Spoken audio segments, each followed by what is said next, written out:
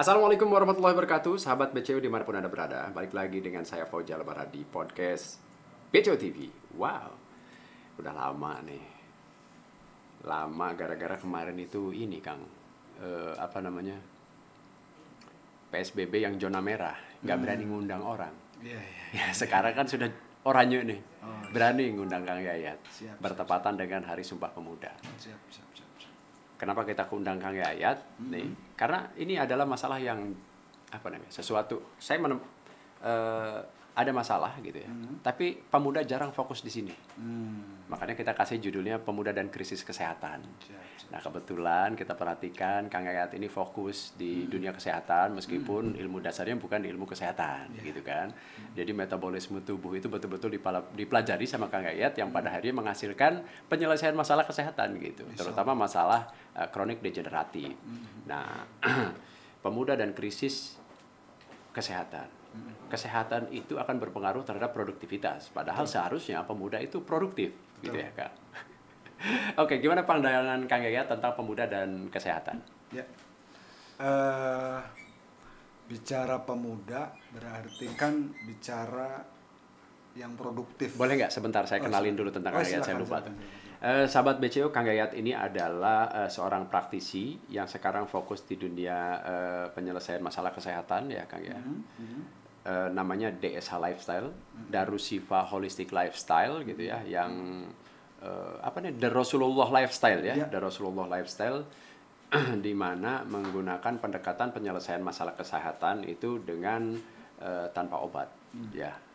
Dan Kang Yayat ini sudah banyak membantu orang selesai masalah kesehatannya gitu kan, ketika kesehatannya hilang oleh karena penyakit kronik dan degeneratif kayak diabetes, jantung, hipertensi gitu ya. Beberapa orang sudah selesai masalah itu dan sekarang juga masih menangani beberapa orang, termasuk ada 2 profesor ya. 2 profesor. Oke. Lanjut Kang Yayat, soal apa menurut Kang Yayat soal pemuda dan krisis kesehatan? Oh, siap. Bicara tentang pemuda, yang terpikir mungkin orang yang produktif, inovatif, kreatif, energik, menghasilkan karya. Oke. Bicara pemuda. Nah, bicara pemuda, ketika bicara terasumsinya, terpersepsi seperti itu, berarti kan pemuda itu sehat. Sehat, ya. Nah, sekarang problemnya adalah sekarang ada sebagian dari pemuda itu mengalami kesakitan. Kesehatannya lepas. Nah, kesehatannya terganggu ataupun lepas dari dirinya, sehingga kesehatan itu jauh dari dirinya. Terutama memang kalau yang saya perhatikan, problem utamanya adalah karena tingkat literasi tentang kesehatannya rendah. Tingkat literasi tentang kesehatan yang rendah. Oke. Ya. Apa bisa disebut tidak peduli terhadap kesehatan, atau tidak memperhatikan kesehatan, atau tidak memanfaatkan sehat gitu untuk dijaga? Pertama mungkin yang kita pahami, mungkin pemuda menganggap ketika sakit itu hanya orang tua yang akan mengalami. Kira-kira gitu. Betul.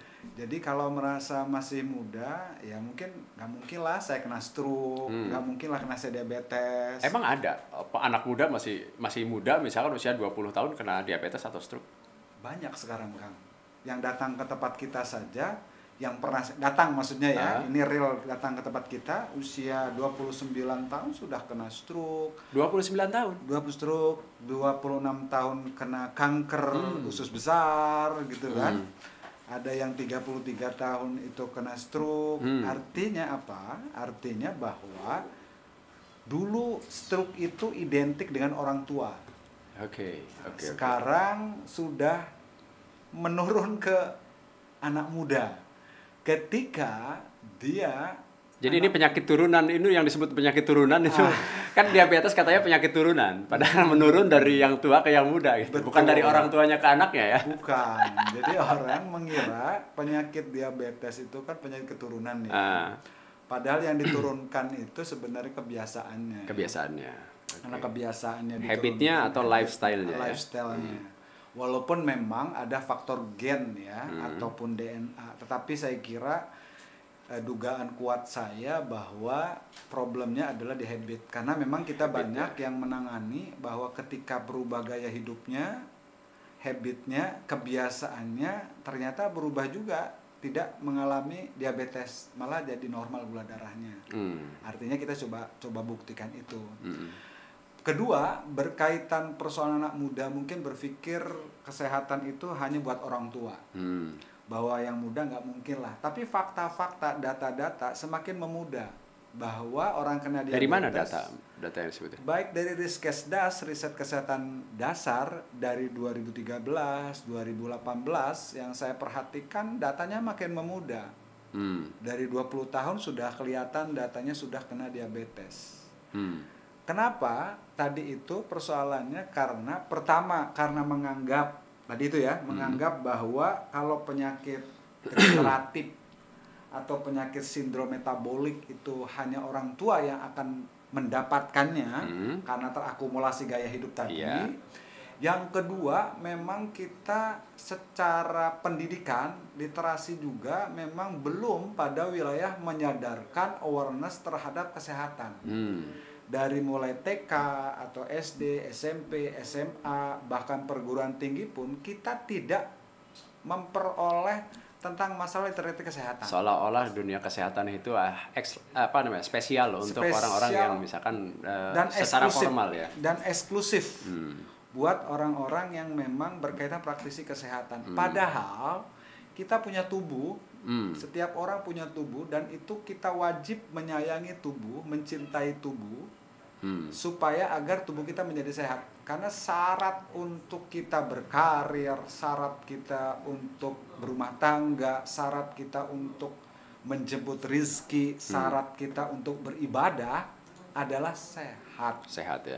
Ketika kesehatannya terganggu, maka semua akan terganggu. Karir terganggu, menjemput rizki terganggu, pernikahan keluarga juga terganggu, keharmonisannya. Bahkan juga mungkin ya ibadah juga terganggu ya. Semua hal terganggu karena produktivitas akan menurun ya. Betul, produktivitas akan menurun sehingga akhirnya yang terjadi pemuda ini ya tidak produktif, malah bukan dia meringankan beban keluarga atau penyelesai persoalan di keluarga, dia menjadi beban bagi keluarganya. Harusnya orang tua ada harapan ke depan bahwa anak saya akan memberikan kebahagiaan. Makanya kenapa harus dikuliahkan misalkan di fakultas A agar setelah lulus kemudian karirnya berkembang akan maju. Ternyata pas waktunya digunakan lemah karena kondisi kesehatan. Karena bisa cuci darah, hemodialisa, bisa kena stroke, bahkan juga jantung dan sebagainya. Artinya malah jadi beban keluarga. Jadi beban keluarga, malah kebalikan. Jadi waktu kecil beban keluarga, ngerepotin keluarga, waktu kuliah ngebebanin keluarga, setelah agak dewasa ngebebanin keluarga. Nah, itu. Nggak selesai-selesai. Nggak selesai. Apalagi nanti kita tahu prospek ke depan bicara 2030-2045 itu kan ada bonus demografi. Bonus demografi. Artinya usia produktif akan lebih banyak daripada usia yang tua. Ini bonus demografi bisa menjadi berkah, bisa menjadi musibah, masalah gitu bagi negara. Apa rasionalisasinya? Ketika pemuda-pemuda yang harusnya produktif bisa menghasilkan karya itu malah menjadi beban. Jadi uang yang ada di keluarga habis. Kedua juga uang APBN kita tahu datanya bahwasannya hampir 20 triliun habis buat kesehatan, terutama berkaitan penyakit yang kronik degeneratif ini. Betul, yang diabetes atau juga yang jantung, hipertensi dan sebagainya, stroke dan sebagainya. Itu uang habis terus di sana. Berarti kita kan dalam kesehatan itu yang kita harus pahami bahwa ada promotifnya, ada preventifnya, ada kuratifnya, ada rehabilitatifnya, kira-kira gitu. Keempat fungsi itu harus ada. Jadi bagaimana kita pada saat sekarang kita coba membangunkan para pemuda agar mereka sadar bahwa ini ancaman. Ini ancaman generasi loh kan, bisa the lost generation pada akhirnya. Jadi nanti banyak generasi yang lemah. Ya gimana mau beraktivitas secara normal kalau seperti dia dicuci darah 1 minggu 2 kali atau 3 kali. Atau gimana dia beraktivitas baik kalau dia punya sakit jantung koroner. Bagaimana beraktivitas kalau seperti dia memiliki stroke. Gara-gara karena dia punya diabetes terjadi komplikasi. Karena ketidaksadaran. Jadi banyak orang juga tidak pernah memeriksakan diri.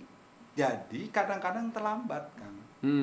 Jadi merasa dirinya sehat tadi saya bilang. Karena dia merasa muda, oke, sehat-sehat aja. Jadi coba harusnya periksakan diri. Padahal akumulasi ya. Akumulasi. Jadi harusnya diperiksa disebutnya kesehatan metaboliknya, metabolic conditioningnya. Ada 7 tanda, Kang. Boleh nanti dicek di mana aja terserah ya, di lab atau di lab gitu ya. Ada 7 tanda kalau metaboliknya, conditioningnya itu sehat. Yang pertama, untuk laki-laki lingkar perutnya itu 90. Maksimal 90. Maksimal 90. Kalau di atas 90 bahaya tuh. Berarti sudah ada problem, harus aware ya. Yang kedua, bagi perempuan itu di atas 80. Itu problem pasti. Jadi dia harus di bawah 80. Jadi lingkar perutnya, obesitas sentralnya tidak terjadi. Nah, kita tahu obesitas di Indonesia makin lama makin meningkat. Nah, ini juga api dalam sekam ya. Jadi kapan-kapan bisa meledak juga. Yang kedua itu adalah tensinya. Tensinya nggak boleh lebih dari 120/80. Kalau lebih 120/80 berarti dia problem. Jadi metaboliknya bermasalah. Yang ketiga itu adalah berkaitan tentang masalah gula darahnya. Jadi gula darah puasanya nggak boleh di atas 100 mg per desiliter. GDP ya? Iya, betul GDP. Yang kelima ya? Keempatnya itu berkaitan tentang masalah HbA1c-nya. Apa itu? HbA1c itu adalah kita ingin lihat manajemen gula darahnya. Apakah selama 3 bulan itu di atas 5,7 enggak? Kalau di atas 5,7 berarti bermasalah. Berarti di tubuhnya gula darahnya tinggi. Itu harus kita aware. Yang kelima itu berkaitan dengan kandungan trigliserid dalam tubuh kita, darah kita. Kalau di atas 150 berarti problem. Dan yang keenam itu adalah HDL-nya. Itu harus di atas 50. Apa HDL itu? HDL tuh orang bilang sih lemak baik ya. Atau kolesterol baik. Kalau sebenarnya sih HDL tuh kendaraan aja. Dia kayak Gojek lah gitu untuk bawa menghantarkan saja berarti kolesterol itu menghantarkan itu? Enggak, bukan maksudnya kalau HDL kan ada HDL ada LDL. Kalau tinggi HDL berarti tubuh sedang membakar lemak. Tapi kalau banyak LDL-nya berarti tubuh sedang membentuk lemak. Memproses lemak. Jadi kira-kira gitu. Jadi HDL-nya itu lemak baik orang bilang itu harus di atas 50, kalau trigliseridanya harus di bawah 150. Nah, yang terakhir, yang ketujuh itu tidak mengkonsumsi obat apapun. Berarti kalau yang mengkonsumsi obat berarti sudah ada problem metabolik. Karena yang angka-angka kuantitatif tadi berarti ada intervensi. Contoh, tensinya 120/80, tapi minum obat. Berarti kan kalau dilepas obatnya, kemungkinan di atas 120. Kira-kira kan gitu ya. Berarti bukan alami tubuh. Kira-kira gitu. Dan kita ingin coba membangun agar metaboliknya bagus. Terutama problem utama memang di diabetes ya. Karena problemnya di pola makan. Anak-anak sekarang, pemuda sekarang masih menganggap, ya belum aware ya, belum sadar itu bahwa gula darah itu ya api dalam sekam yang siap-siap kapan meledak gitu. Itu yang perlu kita satu sadari. Lagi Kang tadi? Silakan. Enggak, udah 8 tadi ya? 7. Ada 7 doang. 7. Terakhir itu tidak mengkonsumsi obat apapun. Apapun. Kalau sudah kita ke-7 itu ada, berarti kesehatan metaboliknya kita bagus. Maka cek itu dulu. Karena katanya kayak gini kan. Orang itu semasa kita muda nih, ada orang yang berupaya untuk membangun kesehatan, ada yang berupaya memproduksi kesakitan. Ya, betul. Dengan konsumsi yang dengan gaya hidupnya ya gitu. Betul. Nah, oke Kang. Kalau soal tadi itu apa penyakit degeneratif gitu ya, itu penyebabnya apa ya Kang? Kalau penyakit degeneratif sih, kalau saya sih kesimpulannya memang. Kalau saya sih lebih sepakat fokus ke diabetes lah katakanlah gitu, karena Oke, setelah diabetes pasti kemana-mana tuh kan. iya, siap, siap. Coba. Nah, kalau bicara diabetes, ini kan berarti persoalan lifestyle ya, gaya hidup lah. Jadi gaya hidup anak muda sekarang, kalau kita mungkin perhatikan, apalagi dengan kondisi pandemi begini ya, karena belum diangkat nih kondisi pandemi ya. Ya yang pasti gaya hidup di pandemi ini jadi masalah. Contohnya apa? Contohnya asupan yang masuk ke dalam tubuh kita itu rata-rata yang dikonsumsi itu karbo tinggi, gula tinggi. Karena sekarang rata-rata harus fatnya rendah, low fat. Low fat katanya. Padahal ketika kita mengkonsumsi low fat berarti otomatis high fat. Oh? Iya, otomatis bener gak? Ketika dia low fat berarti high fat. Loh, bukan low fat. Kenapa harus high fat di tubuh kitanya? Sorry. Harusnya yang dikonsumsi low fat pada akhirnya high carbo maksud saya. Jadi karbonya dia tinggi gara-gara si lemaknya rendah yang dianjurkan supaya rendah lemak, tetapi ketika dia mengkonsumsi rendah lemak, otomatis dia mengkonsumsi karbohidratnya tinggi. Ketika kita mengkonsumsi karbo tinggi, kita tahu bahwa ketika dalam metabolisme tubuh kita, otomatis itu akan berubah menjadi glukosa. Nah, makanya saya akan coba tanya soal glukosa. Glukosa itu, gula darah itu kan karena ada glukosa tinggi di dalam tubuh, gitu ya. Itu akibat dari kan ada 3 makronutrisi kalau tidak salah, ada karbohidrat, protein, ada lemak, gitu ya. Kenapa karbohidrat dianggap? Kan karbohidrat tidak hanya karbohidrat kan bukan gula pasir. Karbohidrat itu adalah nasi, adalah ubi, adalah jagung, adalah berbagai macam yang berbentuk karbohidrat. Kenapa kemudian diproses oleh pankreas menjadi glukosa, gitu? Dan berapa persen karbohidrat diproses oleh metabolisme tubuh kemudian menjadi glukosa? Ya. Karbohidrat berapa, protein berapa, kemudian lemak juga berapa? Ini yang perlu disadari, memang kita juga karena literasi anak muda juga tentang kesehatan rendah ya, diakibatkan karena merasa belum butuh, kira-kira gitu ya. Harusnya belajar aja ya. Oh iya, ketika dibutuhkan baru digunakan. Ini belajar enggak, ketika butuh repot. Udah terlambat kan. Udah terlambat. Jadi kita memang ingin coba menyadarkan, kadang-kadang rata-rata literasinya pada wilayah nama makanan. Nah, jadi nama makanan ini sayuran, ini buah-buahan, ini lauk pauk gitu, kira-kira makanan pokok atau apalah kira-kira gitu ya. Kalorinya sekian, ini sekian kalau gitu. sekian atau sekian, tapi tidak berbicara tentang dalam ilmu gizi nutrisi baik makronutrisi maupun mikronutrisi. Oke. Nah, kalau kita kembali kepada ilmu nutrisi, berarti kan ada yang makro, ada yang mikro. Nah, yang makro itu berarti dibutuhkan sangat besar oleh tubuh, maka satuannya gram. Itu ada pertama karbohidrat, kedua ada lemak, ketiga ada protein. Yang selanjutnya mikronutrisi, yaitu mineral dan vitamin. Artinya kebutuhannya sangat sedikit, maka satuan itunya adalah miligram. Nah, ketika anak muda ini literasinya rendah karena melihatnya pada wilayah nama makanan, tidak diperdalam gitu ya, tidak mendalami pada di breakdown lebih jauh, ibaratnya berkaitan dengan nama nutrisi, karena tubuh ini tidak mengenal nama makanan.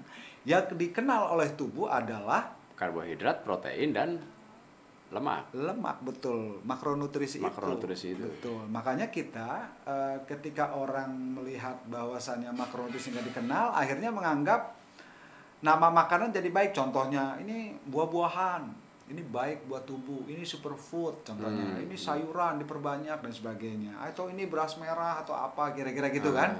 Tidak dipahami bahwa itu adalah karbohidrat. Nah, karbohidrat di dalam tubuh kita itu kan jelas dirubah menjadi glukosa 100%. 100%. Tapi kalau ada karbohidrat yang ada seratnya gimana? Kayak misalkan ada karbohidrat simpleks, ada karbohidrat kompleks. Ada yang sederhana, ada yang panjang kira-kira gitu ya. Yang membedakannya adalah pada wilayah keterserapan di tubuh atau ketercepatan jadi gula di tubuh kita. Nah, sebenarnya kalau di alam bahwa karbohidrat itu pasti bersatu dengan serat, pasti bersatu dengan serat. Hanya gara-gara manusia, inovasi manusialah yang membuat seratnya hilang. Contoh, buah-buahan. Nah, buah-buahan oleh manusia di blender. Ya, seratnya hilang. Seratnya jelas hilang. Tinggal Sudah di blender, ditambahi gula, ditambahi susu juga. Coba bayangkan. Full cream. Ya, sangat. Susunya susu ini ya, susu kental manis ya. Yang sekarang dianggap itu bukan susu tapi itu gula. Artinya membuat gula darah kita tambah tinggi karena inovasi manusia. Jadi membuat orang jadi kecanduan gula akhirnya. Yang kedua itu berkaitan tentang protein. Protein itu jadi gula darah itu paling 56%. Kalau lemak itu 10%. Tapi faktanya yang bisa dirubah menjadi sumber energi itu adalah 2, karbohidrat atau gula darah dan lemak. Gitu, yang bisa dijadikan sumber energi buat tubuh kita. Tinggal pilihan itu 2. Nah, sekarang pertanyaannya adalah yang normal saat ini, yang dianggap tanda kutip yang dianggap normal, baik dan dilaksanakan oleh banyak orang dan berakhir maraknya kronik degeneratif. Betul, itu mereka kalau nggak makan karbo aneh. Atau salah. Atau dianggap salah, atau dianggapnya ini bener nggak nih kamu, kira-kira gitu kan. Bisa hidup nggak? Lemes nggak? Lemes nggak, mati nanti kalau nggak karbo. Kalau nggak, kira-kira gitu ya. Jadi banyak orang yang tidak memahami secara substantif ya, terhadap ilmu nutrisi ini. Jadi mereka yang ada sakwasangka, prasangka, kira-kira begitu. Tapi tidak berdasarkan argumen yang memang didasari oleh ilmiah, kira-kira gitu. Karena keterbatasan tadi, karena literasinya itu. Karena memang kita pahami juga sejak kita SD, kalau saya dulu SD ya, belum TK, sampai saya perguruan tinggi pun saya tidak pernah belajar. Yang diajarin nama makanan, bukan metabolisme tubuh ya. Butuh apa? Butuh apa tubuh ini, kira-kira begitu. Jadi ya wajar akhirnya banyak anak muda sekarang mungkin yang mengalami penyakit sindrom metabolik dan penyakit degeneratif. Oke, bicara soal diabetes kan. Ya. Diabetes itu kan karena glukosa tinggi ya di dalam darah. Betul. Nah, orang banyak nih yang terkena diabetes, bahkan banyak mereka tidak mengonsumsi gula pasir. Kayak misalkan mereka ngopi. Saya sudah ngopi tanpa gula. Saya ngeteh udah tanpa gula. Beberapa hal yang berkaitan dengan harus ada gula pasir saya tidak menggunakan. Tapi dia masih makan nasi. Tapi dia masih mengonsumsi minuman kayak misalkan karbonasi gitu. Kemudian makanan-makanan yang ada karbohidratnya gitu. Dan imbasnya diabetesnya, kata dia, diabetes itu penyakit yang tidak bisa disembuhkan. Makanya dia sampai setiap hari itu harus minum obat. Bagaimana tuh? Ya, yang pasti yang saya bilang yang perlu dipahami, tubuh apa yang dirubah menjadi glukosa. Itu pertama dulu kita pahami. Yang dirubah jadi glukosa itu jelas di awal adalah karbohidrat. Pasti jadi glukosa. Karbohidrat itu apa? Yang pasti nabati pasti ada karbohidratnya, yang nabati. Nah, kalau hewani itu pasti protein dan lemak, tidak ada karbohidratnya. Oke, itu pembagian sederhananya ya. Sederhana sekali kan? Setiap yang dari nabati itu pasti ada karbohidratnya. Kalau dari hewani protein dan lemak. Tidak ada karbohidratnya. Oke. Ya. Terus sekarang orang mungkin saya tidak makan gula pasir, tapi masih. Nah sekarang pertanyaannya apakah nasi karbohidrat atau bukan? Itu pertanyaan kritisnya.